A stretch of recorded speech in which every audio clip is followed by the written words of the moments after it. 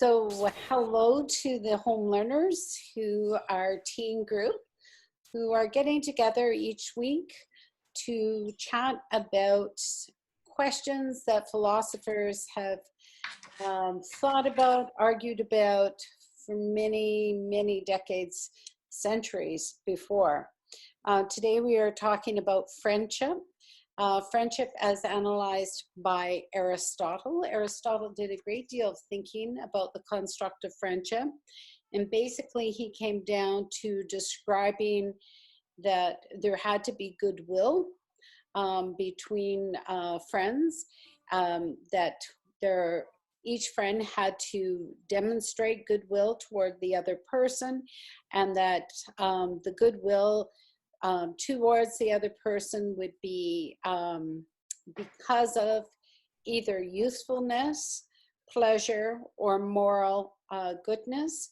He also said his third point on friendship was that each person must know that the other person has goodwill toward him.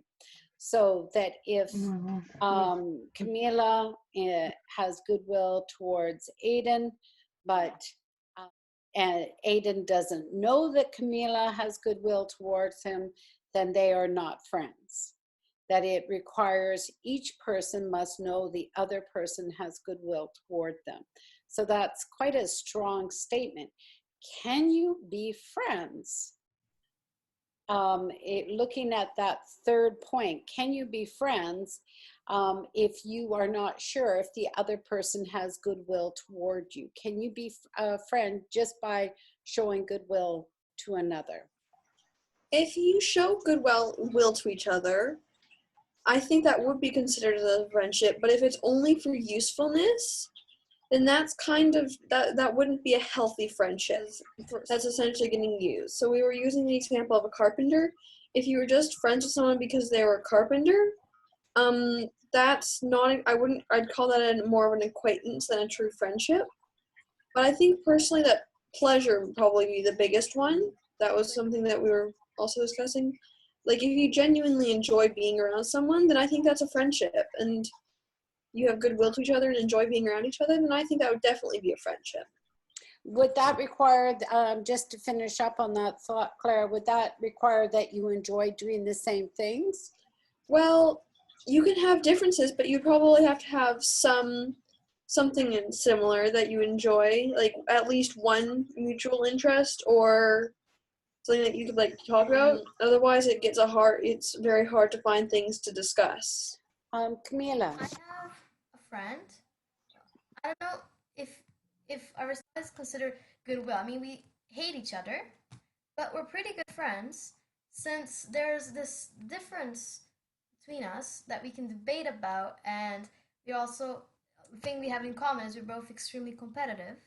So it's enjoyable to be around that person because it's like good competition that you can actually measure yourself up against, and it's really fun to be around it, but we both totally hate each other. Now that is interesting. That I really enjoy hearing about, is where you try to break down a principle by proving that you do have a friendship where you both are not showing goodwill to the other one, because I would like to push you a little further on this, whether when you say you hate each other, what do you mean by that? That it's an absence of goodwill? It's not, I mean, it's not as if I would like, I don't wish him well or anything. It's just that we have almost nothing in common except for this competitiveness. We are always in disagreement to what we should do. Or, I mean, we just can't stand actually talking and being like, it's always like a competition. But it's really also really fun to be around him because it's like just fun. Okay.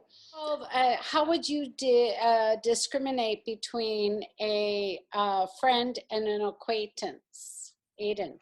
I think that the difference between an acquaintance and a friend is that you might sacrifice something for both of them, but you would definitely sacrifice a lot more for a friend. I think between having a friend and having an acquaintance, you don't have to like or care much for an acquaintance because they might not be helping you out of free will, or they might be helping you not because of you yourself, but out of their own benefit. And I think between them is that you don't have to like or care for an acquaintance, where it's the opposite for a friend. Interesting. So with an acquaintance, then you would say that you may share something in common, but you don't necessarily share goodwill to that person. Yeah, like if you're on some sort of expedition, and let's say you're in like near Cairo, Egypt, and you're on an archaeological dig, and you have a team, and some of the team are comprised of the people you know, people that are your friends, and then there's some people who are just your acquaintances that have come to help themselves to do their own research, not because they like follow you because they want to help you, but because of their own what they want. And so then that would be classified as an acquaintance. Yeah, it's kind of blurry though. Like every instance where you have an acquaintance or like pleasure as well is almost always a friend. Like it's very hard to have like a definite acquaintance, someone you have a pleasure with, because while you're doing that, they're like almost always a friend. So you're saying that if you spend time with your acquaintances, they Yeah. almost always become a friend. Interesting. I'm going to Mhm. go to you next, Clara, and then you, Camila. I agree with Aiden in part. Like another example is there's some people at the barn that I ride at, and we have in common that we both ride horses and enjoy them. And of course, we're civil with each other. There's like no anger, and I would never want for any one of the people there to have something bad happen to them. But I wouldn't exactly I don't think that we would have anything other than that in common. Like And you wouldn't necessarily invite that person back to your house. no, yeah, like I think then it comes down to like there's goodwill and then there's like mutual interests. But I don't think I would enjoy being around those people as some of my other closer friends. Camila. I think the difference between an acquaintance and a friend is that a friend, you know a lot about them. You like truly understand their personality, what they like to do, what they don't like to do, and you know a lot about their lives, as they probably know about yours. An acquaintance is just someone you met, you know, but you don't like really understand them. So someone that you've met that you would recognize again, but they're not someone that you would put out for. Yeah, it's not someone that you like. I have a friend that she tells me we talk to each other and we just know what the other is going to say and think. That's what I would call a close friend. Someone that I know a lot about, but I don't really understand them. That would be just a friend. And someone that I know their name, I know what they like, I know what they don't like, but I don't really know anything much about them. That would be an acquaintance. Interesting. That's a really interesting classification. Evan, what's the difference between an acquaintance and a friend to you? Well, I'd say a friend is someone that you like share a strong bond with, and an acquaintance is someone you know but isn't a friend in the same way that you would share a bond with a friend. So what does a bond entail? And I want you to relate to the poem by Ralph Waldo Emerson, who says, "A friend is one before whom I may think aloud." How does that relate to your definition when you're You, talking about bond?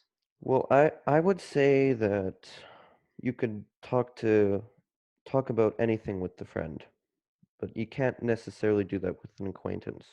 So your bond is because there is a certain freedom? Is that Yeah. And you also know more about the friend than the acquaintance. so? Back to what Camila said. Okay. Clara. For me, what truly defines a friend is someone who I can be like my unfiltered self around, and for them to do the same, and we can just kind of have fun and just be our unfiltered self around and not judge each other for being our unfiltered self.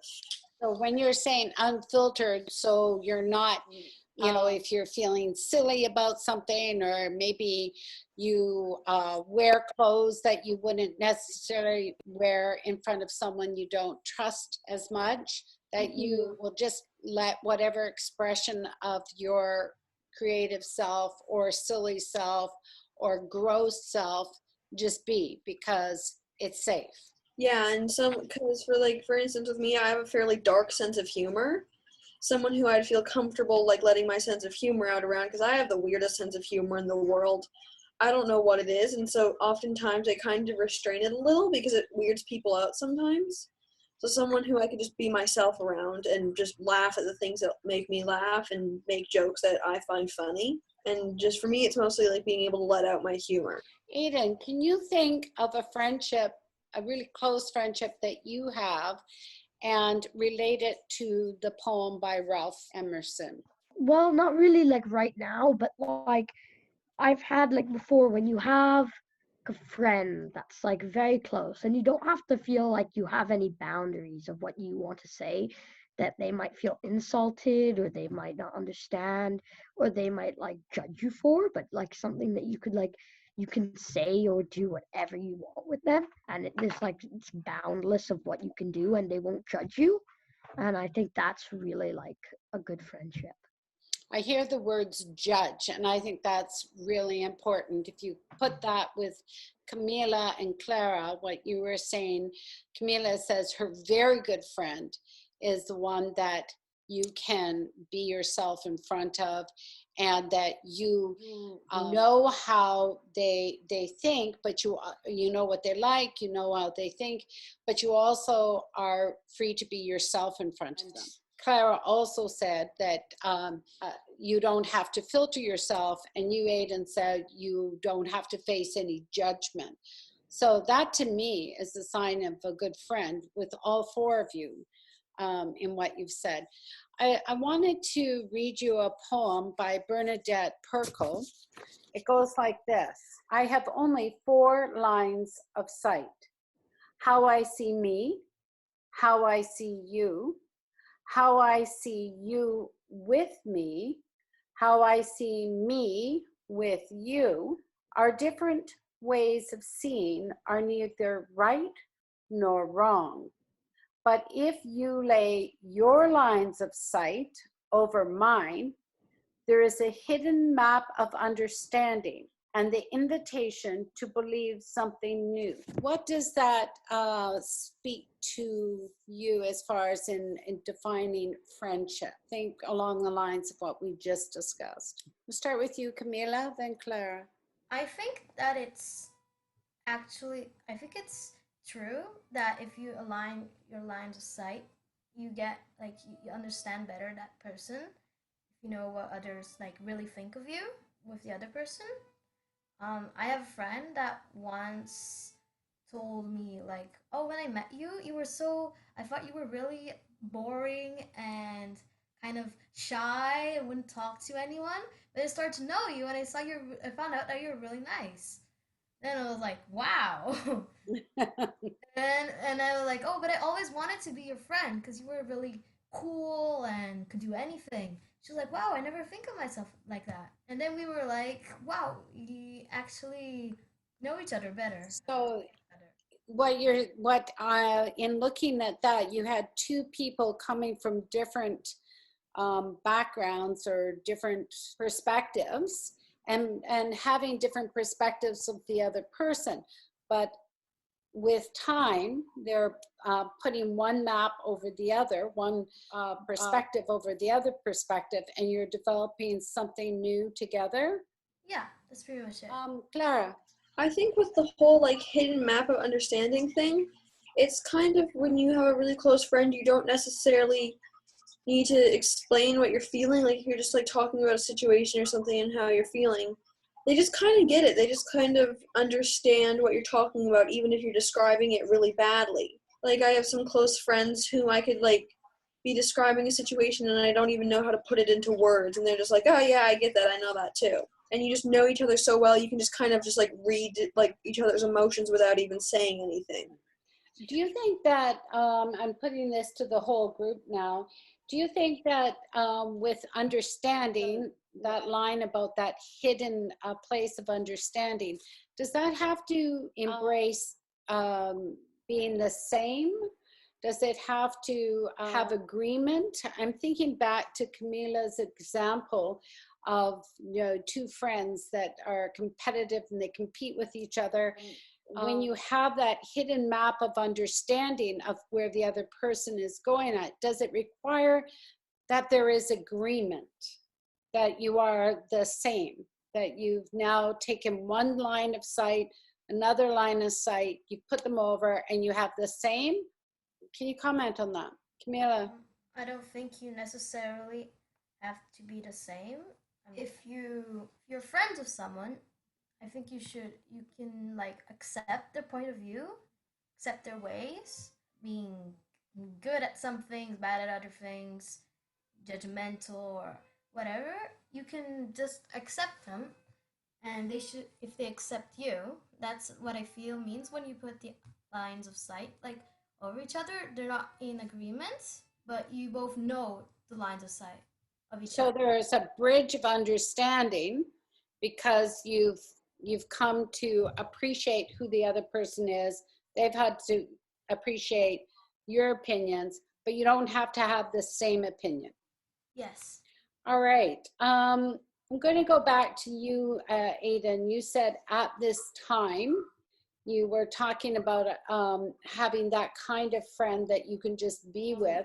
That brings me to thinking about, in this time of COVID-19, how is that affecting your idea of friends and friendship building? I think that COVID-19 will affect relationships and friendships in different ways, but there are like so many different ways that they might change because of like differences in like what kind of friendships are being affected, to like what kind of people are in those certain relationships.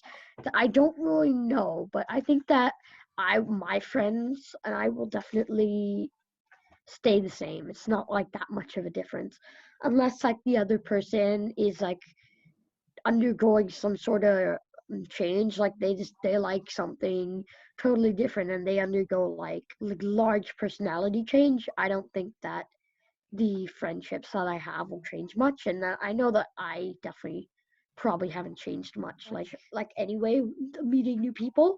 So I doubt that in not meeting any people that I will change, and I do see those friends pretty often.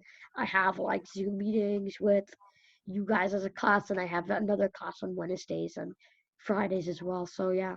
So do you think that Zoom meetings, they satisfy that aspect of friendship building? Oh yeah, definitely. Like I'm kind of a person who doesn't really care if I'm with people or without. Like the Zoom meeting is definitely enough. Like I get to communicate with my friends.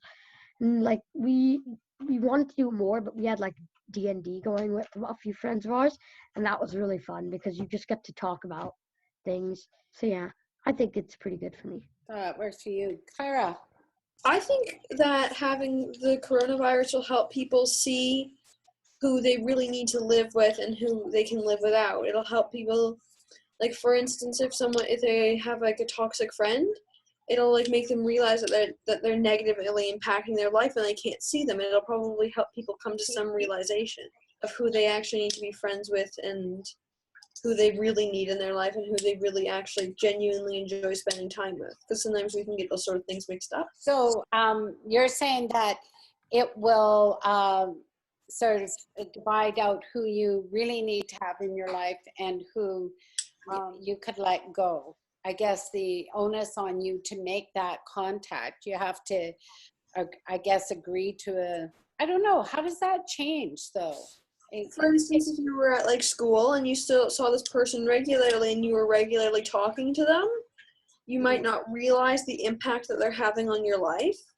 And so when you're out of school, for instance, and you're at home and you can't do anything and you're not talking to this person in like a classroom situation, you're not like forced into a situation with this person, and it'll help you see like, oh, I actually don't need this person in their life. And you may feel better now that they're not in your life, and you might feel kind of a sense of relief. Can you comment on that, Evan? Well, I agree with what you guys are saying. How does COVID-19 affect your friendship building or friendships that you have? Yeah, oh, I don't think it's really affected it at all. Like I still have all the classes I would normally. And you're just not hanging out in physical. So that's very interesting to me in talking to all of you that you do not think that COVID-19 has affected your friendships other than Clara's comment that it's sort of been a bit of a divining rod for what is a really important friendship and what's more of a casual friendship. And I'm going to go to Clara again and then you, Aiden. In my situation, it hasn't really affected me being able to personally see my friends at all. In fact, I've been able to talk to my friends more because I have one friend who I've been friends with for years, like my whole life since I was 3. And we've been able to talk more because she's very busy.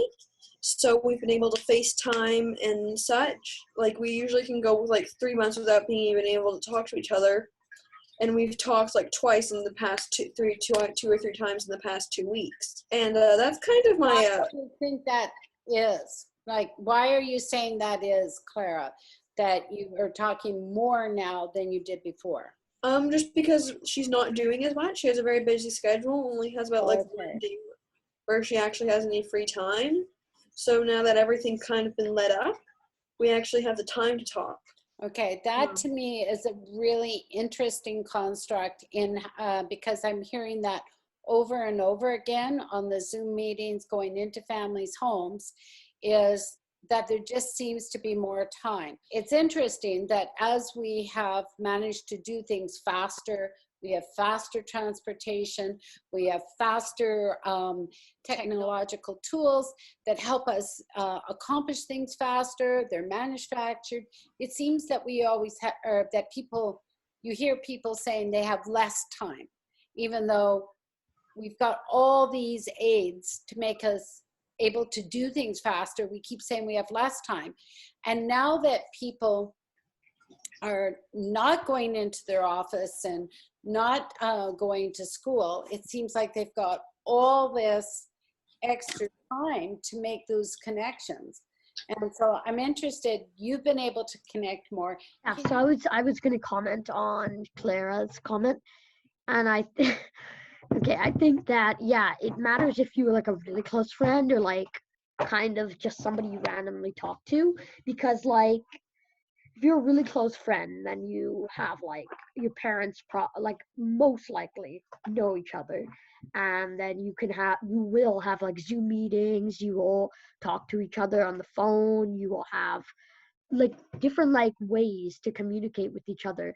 But that's different when you have like a friend that is like you don't have a phone number, you don't have an email, you just talk to them randomly. Even like some good friends of yours might not communicate with you, and then like it might be like push some people away but bring some other people together, like what Clara said with her friend that they didn't talk to with each other much because of their friend's busy schedule. Like, and then now they talk more. So like, think that it matters whether you have like you're able to talk to that person. So in some ways you're saying that even though in some ways COVID-19 has freed up more time because we're doing less transportation and less rushing about, getting to work and in between classes, etc. But you're also saying that it depends on, because you need the facilitation of having the technology and the aids to get into contact with each other. So that, again, it depends on how that friend is connected to you and your family. Okay, interesting. Were you going to say, Camila? I think, my opinion, if friendship is going to continue over like Zoom or Skype and things like that, you have to be able to laugh with them. Mhm. That's I mean, I have friends from Italy that when we start talking, we like mess around with different backgrounds and just make jokes. And if we are able to laugh together, I feel that it means we will continue to be friends even over online. Okay, I think you've hit on something that hasn't been talked about in this whole session, except I guess sideways when we talk about enjoying being in each other's company. The power of laughter. If you have laughed even once in a session with a friend watching a movie or in Dungeons and Dragons or playing a game, that is an incredible connector, is sharing that pleasure. That's a real sign of us having pleasure, is our ability to laugh together. And I think that what you were maybe under the line saying is that sometimes with technology being so far away, it's a little more awkward in how you connect. And you're saying that having that playfulness in it really helps. And if you can have that, then you will keep the friendship going. Yeah, I mean, this was before coronavirus when it was still in Italy. I had a friend from Toronto. Yeah, my friend, I knew her when we were like 4, and then we moved to Vancouver. So we spent like 8 years without talking, and then one day we tried doing Skype. And at first it was really awkward. None of us really knew what to say. I felt that she was more like an acquaintance, not really a friend, because we hadn't seen each other for so long, our interests had completely changed. Then we started sending each other emojis. Oh. We just started laughing and just playing around with the emojis. And then at the end of that Skype call, I felt, wow, she's my friend again. Okay. All right. Well, then in wrapping up this talk, I wanted to just ask you one question. If a friendship is based on usefulness or pleasure alone, how long do you think this kind of friendship will last? And I'm not looking at a time, I may be a qualifier. How long will that friendship last if, as Aristotle said, he said usefulness, pleasure, or moral goodness, the connection between moral goodness. If it's either usefulness or pleasure, how long do you think the friendship will last? I think that friendships can be based on pleasure alone and still last. Because I think that it allows a little bit, in Camila's instance, because if they're very competitive with each other and enjoy being around each other, you can like enjoy someone and like not necessarily like you wouldn't go out and like go out of your way to help them. In my opinion, I feel like that would be more of an acquaintance. No, I think in getting back, you're sort of going around it. Like if someone is useful to you in some sort of way, and you both are, like say you want to learn how to do sailing, and you've got this person that you meet and you become friends because they're teaching you something. Does the friendship continue if that's all that you had that connected you? I think it could. Then I think it comes down to whether you enjoy spending time with each other and care about each other. I think, yeah, that's one of the biggest things, is if you enjoy spending time with each other, then I feel like just caring about each other and goodwill will just follow along with that. In my opinion, I think that's how it would work with me. So you're thinking that even if the usefulness of that person dried up, that if you had shared pleasure in that usefulness, like if they were both there together, then that relationship will continue because of the pleasure aspect. I guess what I'm thinking about is friends in my past that I've really, we've done something together. We both needed each other to do it. We had a lot of fun while we did it, but then you meet them later and you don't have that usefulness and the pleasure that came out of doing something together is not there. And so it's hard to connect. I guess that's what I was thinking is. It's a hard question to answer, and I feel like I have an answer, but I just can't put it into words. Okay. Evan, how important is it to maintaining friendship to be able to spell the other person's name? Well, I think it helps, but it's not a requirement. Well, I want to know Aiden's perspective on that. Oh, I thought you meant mine. No, I'm asking Aiden now.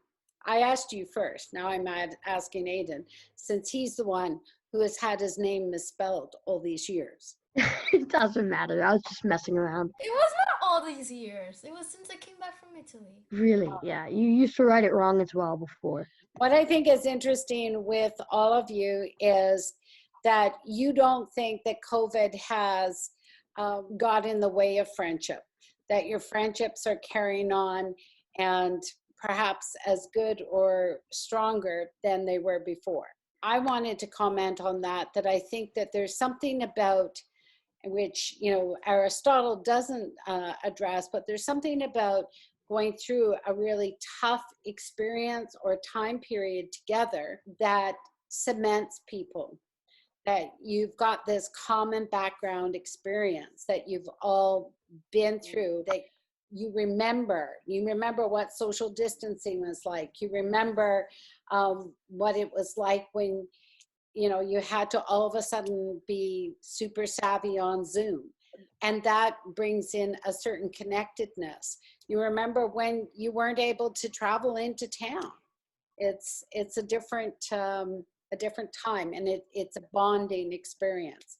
I think when people have been through a disaster together, or they've been through anything that challenges their normal routine, they tend to have that common background experience, which is the potential for building and reconnecting friendship.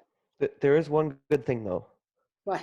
At least we don't need to spend $100 on gas a week. I think that's probably what are you putting that $100 toward? Well, you should be thinking about that. You're saving all this money.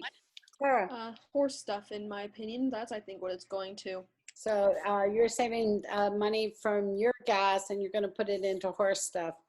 Camila, your family must be saving quite a lot on gas because normally you have to come in from Burnaby. Yeah, our car is like, it's like weird to go into the car when we do go in to like the supermarket and things. It's really weird. I mean, I stopped getting used to being in the car. Mm-hmm. Aiden, what about you? I mean, you walk to a lot of your classes, right? Not necessarily, no. Like I walk to like 3 a week or something. If you count like the 3 I do at the same time as the hill as one.